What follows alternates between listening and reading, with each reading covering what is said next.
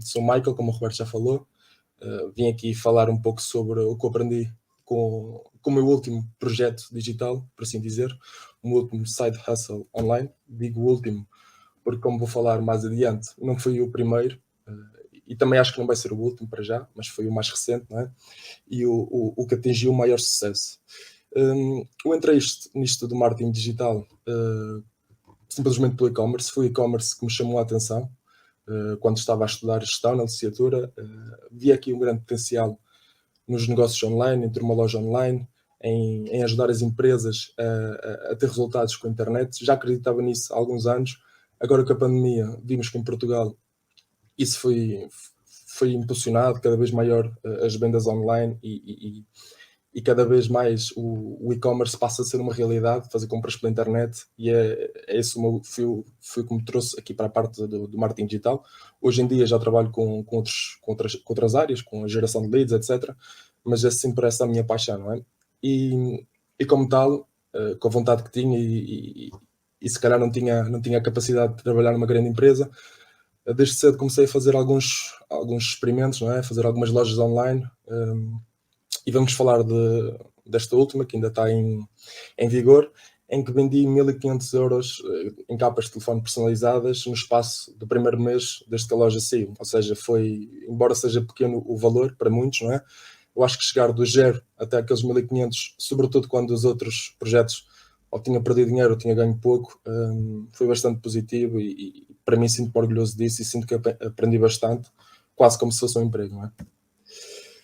Agora, para começar, para aqueles que não sabem ou nunca tenham ouvido esta expressão de side hustle, a definição literal desta expressão fala num trabalho adicional para complementar a renda, não é? Ou seja, descaites, como os portugueses dizem. Fazer um trabalhinho aqui e ali depois do trabalho para ganhar alguma renda, sobretudo para uma pessoa que não consiga manter o seu nível de vida com o dinheiro que tem, de salário, etc.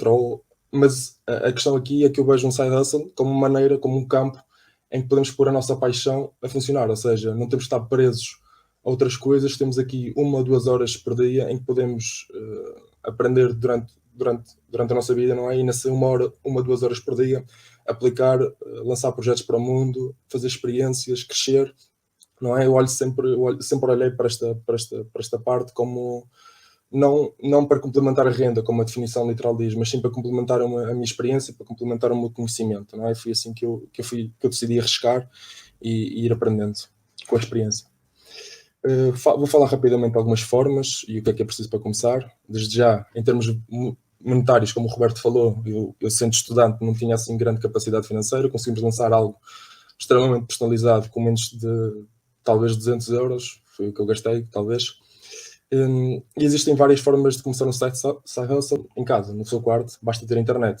Existem maneiras com blogs, através da AdSense, fazer serviços de freelance no Fiverr, Upwork, etc. Pequenos pescados online, mas o que eu gosto mais é mesmo vender produtos online.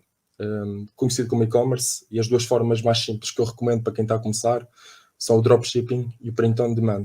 Podem procurar no Google, existem carradas de conhecimento e de artigos e de vídeos sobre estes dois modelos de negócio.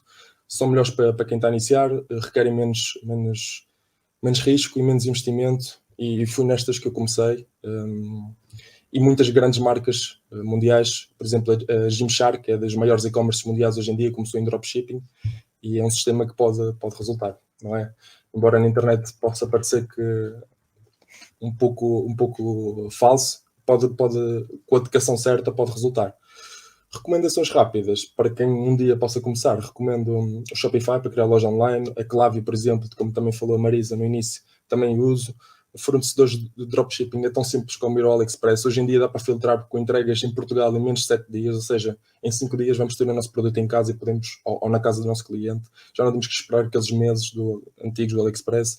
Existem vários fornecedores print on demand, podem procurar por aí.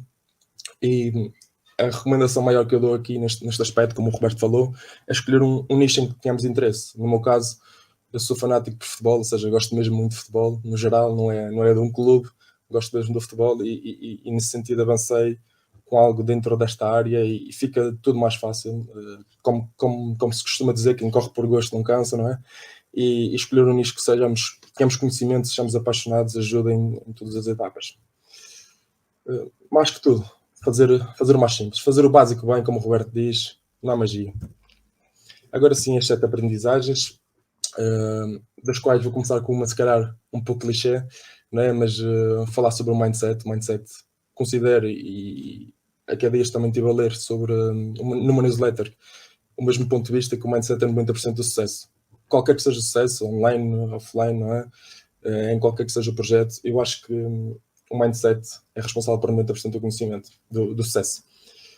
Sobretudo empreender no digital, porque é solitário, não é? Estamos aqui sozinhos no quarto, às vezes não saímos à rua um dia, estamos aqui fechados no computador a tentar fazer com que isto resulte, exerce uma enorme pressão, somos nós contra nós, e então trabalhar o nosso pensamento, a forma como encaramos as coisas, como vemos este projeto, ou seja, aquilo que eu disse no início também, o pior dos casos, isto da barraca, se perdermos dinheiro, nós aprendemos, nós sabemos o que não fazer, não é?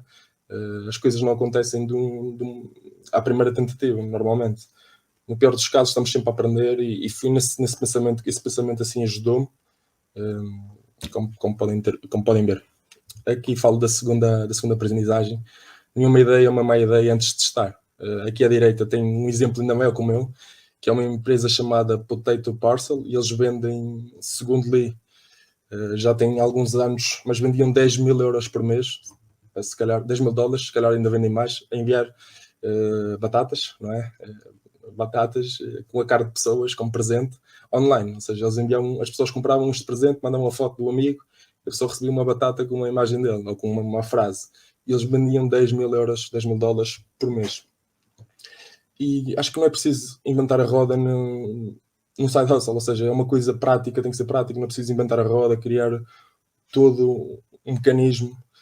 Não há mal nenhum em procurar inspiração, em ver o que os outros fazem, tentar fazer a tua versão melhor, não é? A tua versão diferente, não é copiar, mas é procurar inspiração. E também vos falo do meu caso, em que apresentei a minha ideia a vários amigos e conhecidos, e eles, sem maldade, simplesmente diziam: ui, quem é que vai pagar 17 euros por uma capa em que tem uma imagem tua que tu fizeste? Se podem ir ao AliExpress, é 1 euro, 50 cêntimos, isso nunca vai resultar, tipo, não vais vender isso online. A verdade é que, outra vez, vem aqui o mindset atrás, não podemos dar ouvido. Claro que essas pessoas por vezes não fazem por mal, mas se é a nossa visão, temos que testar, não é? E por cima, aqui, como tenho aqui no ponto, a internet é um campo muito forte nisto, muito bom nisto, porque podemos testar rápido, falhar rápido, e quantas mais vezes falharmos, mais próximo vamos estar de sucesso, não é? A internet é brilhante também, na minha opinião, porque é o meio mais rápido para testar uma ideia, para testar um negócio, sobretudo um negócio de vender produtos. Não há coisa mais rápida de testar do que a internet, não é? O terceiro ponto, a melhor maneira de começar é começar. E isto é uma coisa bastante real para mim, para este projeto, porque no dia que eu tive a ideia deste projeto, de vender estas capas, não é? De ter esta marca, até o dia que eu criei a loja online, passou um ano ou mais, não é?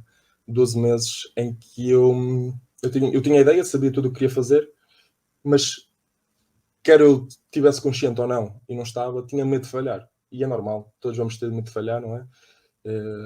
Em tudo, no primeiro emprego, no segundo emprego, vamos ter medo de falhar. Desde que estejamos a arriscar, a fazer uma coisa que não é natural, vamos ter medo. E temos de ser conscientes desse medo, porque o que eu senti muito foi esta procrastinação útil. Não sei se é um termo que existe, ou se fui eu que inventei ao pensar nisto, mas é aquela procrastinação que nós achamos que estamos a fazer uma coisa que é importante, mas não é. Idealizar o primeiro post das redes sociais, o primeiro carrossel, idealizar as cores direitinhas, de criar 50 variantes dos produtos. Não.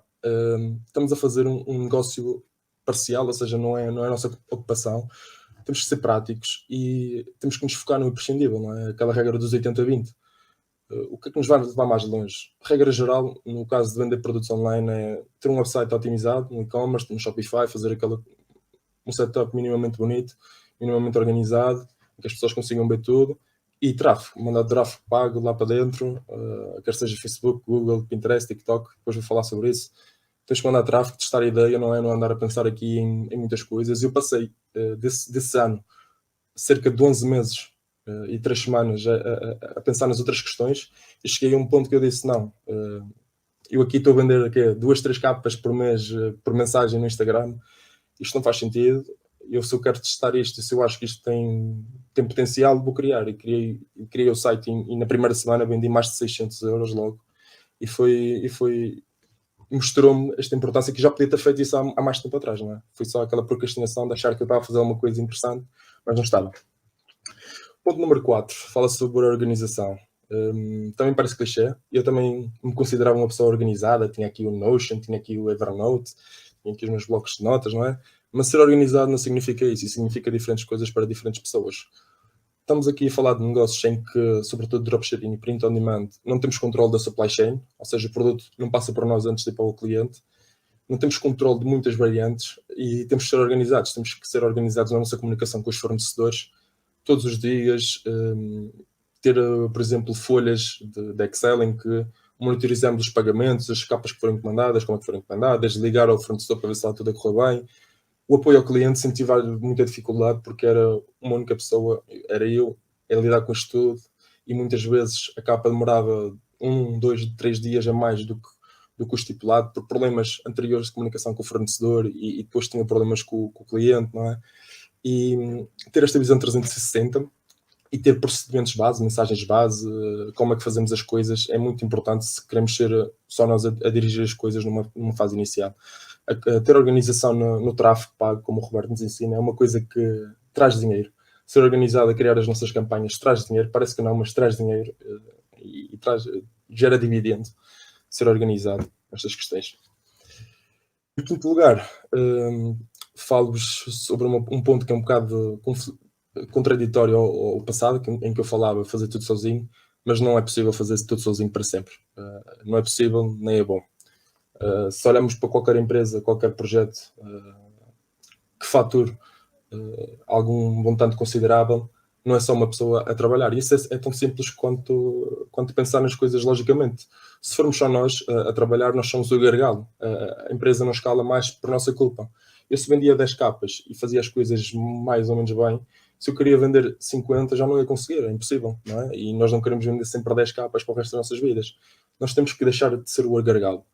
E embora numa fase inicial, com o dinheiro não é pouco, não podemos estar a contratar aqui freelancers, nem que seja por algumas horas por dia para responder a clientes, por exemplo, não há muito dinheiro para isso. Quando o projeto começa a desenvolver-se, as necessidades passam a ser maiores do que a nossa capacidade de resposta e ter a organização, como falei no ponto anterior, a nossa estrutura em que podemos incorporar mais pessoas rapidamente é importante. E, sem dúvida, delegar o acessório, comunicar com o cliente, por exemplo, e concentrar-se no fundamental, ou seja, o marketing, a contabilidade, acho que é fundamental. Foi algo que também pequei, mas que agora, não é? Já aprendi para os meus próximos projetos.